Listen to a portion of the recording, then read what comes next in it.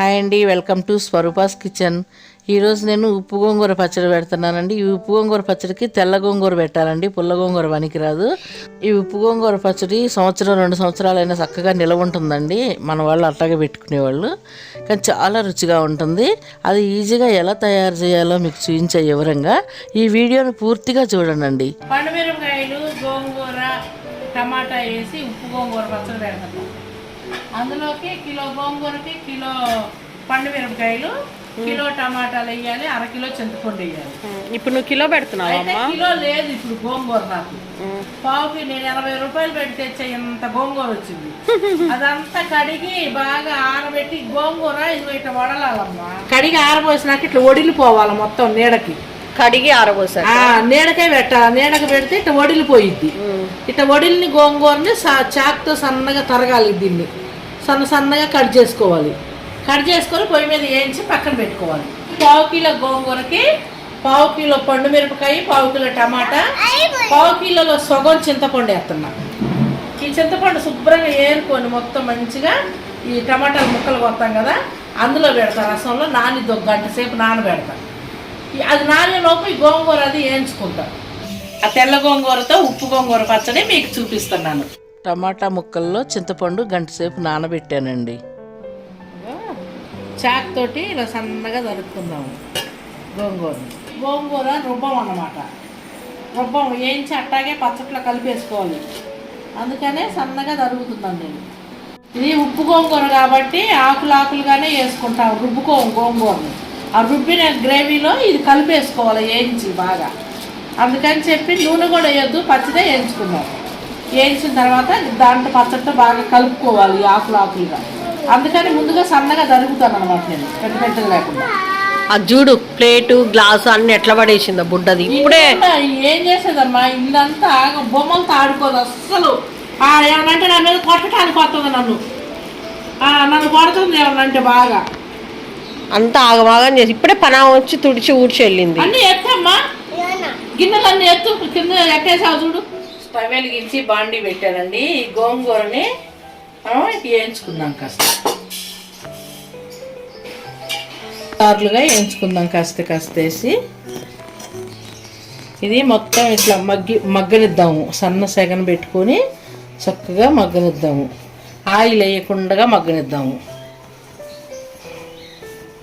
ఇలా అనుకుంటా మగ్గనిద్దాము. అమ్మా ఇది ఏగిందమ్మా, కొంచెం మంచిగా ఏగింది. కొంచెం ఒక 2 నిమిషాల నుంచి తీసేస్తాను. ఎందుకు చేయి పెడుతున్నావు అంటే అడుగు నుంచి రావట్ల కింద పోతుంది, అట్లా కడితే ఇలా అంటే. అందుకని నేను చేతితోటి అలా అంటున్నా. వేడి ఇవి ఇలా అంటే కింద పడుతుందని వేగినట్టే. ఇదైతే అడుగు నుంచి ఇటు తిరిగేయచ్చు ఆకు, అందుకని అన్నా. ఏగినట్టేనమ్మా. ఇక పచ్చళ్ళు మగ్గిద్ది. ఇది ఆకులే కలుపుతాం కదా. తీసేస్తున్నాం మరి. కొంచెం ఒక్క నిమిషం, ఒక్క సెకండ్ నుంచి తీసేస్తా. అమ్మ మూత పెట్టేయించాను నేను. మూత పెట్టేస్తే మగ్గిందనమాట. ఇలాగ ఇంకా తీసేస్తా.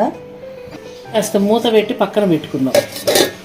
ఈలోపు పచ్చడి వేసుకుందాం. మిక్సీలో టమాటాల గ్రేవీ, చింతపండు వేసి రుబ్బుకుందాము. ఈ చిన్నది టీ గ్లాసు గిద్ద అంటాము. దీంతో దీనిడ పోస్తాను. సాలకపోతే మళ్ళీ ఇంకో గ్లాసు, 2 గ్లాసులు పోస్తా. సాలకపోతే అప్పుడు చూసుకుందాం. మళ్ళీ ఇది రుబ్బాక పండుమిరకాయలు ఇంకోటి పోస్తాను.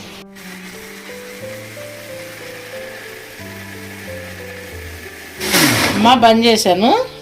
మళ్ళీ మిరపకాయలు కూడా వేసుకుందాం. ఇది తీసి, ఇది ఓన్లీ టమాటా, ఉప్పు, చింతపండు అంతా ఈ గిన్నెలోకి వేసుకున్నాను.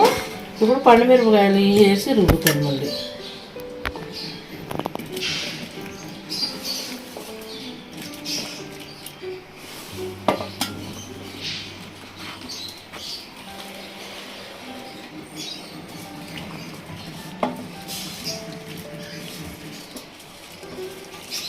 ఇందాక గిద్దెడు ఉప్పు పోసాను, ఇప్పుడు కాస్త తగ్గించి ఇంకొకటి పోస్తున్నా. దాంట్లో పోసావు కదా ఇందాక చింతపండు దాంట్లో పోసాను, ఇప్పుడు ఇందులో పోసేసాను. దీన్ని కూడా మళ్ళీ కాస్త తిప్పుదాము.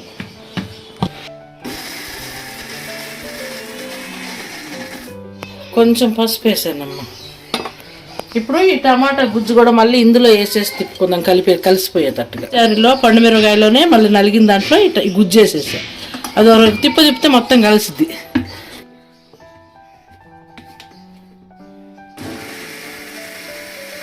ఇప్పుడు దీంట్లో కొన్ని ఎల్లుల్లిపాయలు వేసి ముందుగా చేసి పెట్టుకున్న మెంతి పొడి వేసి మళ్ళీ మిక్సీ పట్టుకుందాము. నలిగిందండి పచ్చడి. జీలకర్ర వేసి కొంచెం ఒక్క తిప్పు తీద్దాము. అయిపోయింది, పచ్చడి అయిందమ్మా. ఇది మనం పండుమిరపకాయ టమాటా అన్నీ రుబ్బుకున్నాం కదా. ఇప్పుడు ఇందులో గోంగూర వేసి కలుపుదామండి. ఇక పచ్చడి ఈ గోంగూర వేయించుకున్న గోంగూర ఈ పచ్చట్లో కాస్త కలుపుకుంటే డబ్బాలు వేస్తాం. అట్లా కలుపుతావా? ఇలా కలపాలి. ఇప్పుడు నూనె వేసుకుంటా, పచ్చిదే పల్లి నూనె వేస్తున్నా. పచ్చి నూనె పల్లి నూనె వేసుకుంటా ఇలా కలపాలి. ఇలా మళ్ళీ ఇవి కూడా ఇందులో వేసి పచ్చి నూనె పల్లి నూనె 1 కేజీ మిరపకాయలు అయితే 1/2 కిలో పల్లి నూనె పచ్చి వేసి కలపాలి. ఏమండి వీడియోని పూర్తిగా చూడండి. కొలతలన్నీ కరెక్ట్గా చెప్పాను. కొలతలు కరెక్ట్గా రాలేదనుకోండి, వీడియో మొత్తం పూర్తిగా చూసారనుకోండి మీకు కరెక్ట్గా కొలతలు తెలుస్తాయి. నేను చెప్పలేదు అనుకుండగా అన్నీ ఏమేమి ఎంత వేయాలి, ఎన్నెన్ని పోయాలి అన్నీ చెప్పాను నేను. వీడియోని మాత్రం అందరూ పూర్తిగా చూడండి. అందరూ సపోర్ట్ చేయండి. నాకు వీడియోని చూసి చక్కగా నాకు సబ్స్క్రైబ్ చేయండి. సబ్స్క్రైబ్ చేస్తే మీరు అందరూ నాకు సపోర్ట్ చేసిన వాళ్ళు, హెల్ప్ చేసిన వాళ్ళు అవుతారు. ఇలా పల్లి నూనె వేసుకుంటూ చక్కగా మనం పచ్చిదే చేశాను పల్లి నూనె. దీన్ని తిరగమాత ఉండదండి.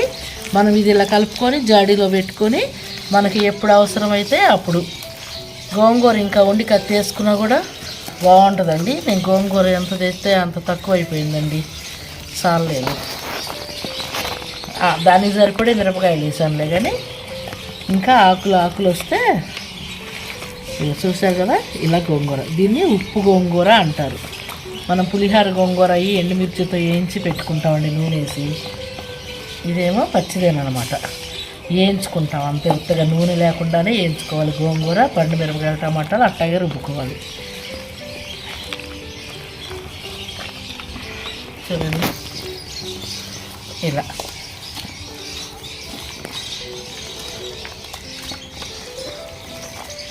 ఇంకా అయిపోయిందండి. అమ్మ ఉప్పు చూస్తారా కొంచెం?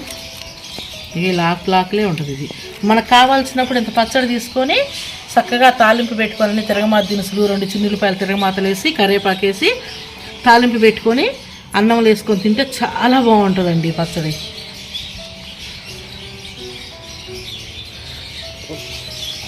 ఉప్పు చూడమ్మా, బాగుంది.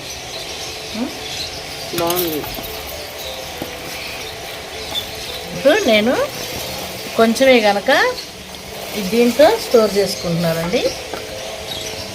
చాలు, మాకు మళ్ళీ సంవత్సరం దాకా వస్తుంది ఈ ఉప్పు గోంగూర పచ్చడి.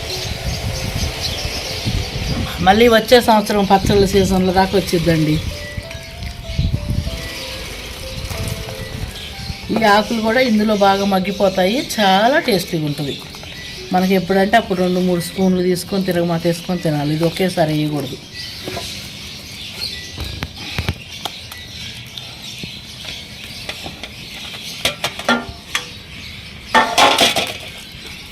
చూడండి ఇలా పెట్టుకున్నాను. కొంచెం ఉంటే తిందాము.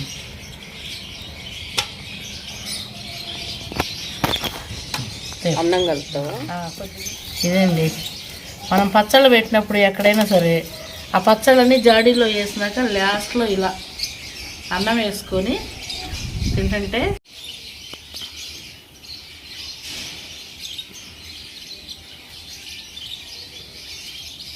ఏమండి సూపర్గా ఉందండి. ఉప్పు గోంగూర పచ్చడి మాత్రం చాలా సూపర్గా ఉంది పచ్చడి.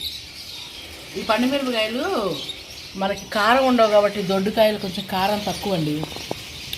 అందుకని చింతపండు మీరు కేజీ వేసుకున్నప్పుడు 1/2 కిలో చింతపండు అంటారు, కానీ కొంచెం తగ్గించి వేసుకోండి. ఇప్పుడు 1/4 కిలో వేసాను కాబట్టి నేను 1/4 కిలోలో సగం చింతపండు వేసాను. అంత చింతపండులో కూడా ఇంత తగ్గియండి ఇంకా మీరు. చాలా రుచిగా ఉంది, అంటే చాలా రుచిగా ఉంది. తప్పకుండా మీరు కూడా ట్రై చేయండి, టేస్ట్ చేయండి. మీకు నచ్చింది తప్పకుండా మీ కామెంట్లతో చెప్పండి. అప్పుడు లైక్ చేయండి, షేర్ చేయండి, సబ్స్క్రైబ్ చేయండి. సబ్స్క్రైబ్ చేసిన వాళ్ళందరికీ థ్యాంక్ యూ అండి. అందరూ సబ్స్క్రైబ్ చేసి నాకు సపోర్ట్ చేయండి. ప్లీజ్ అండి.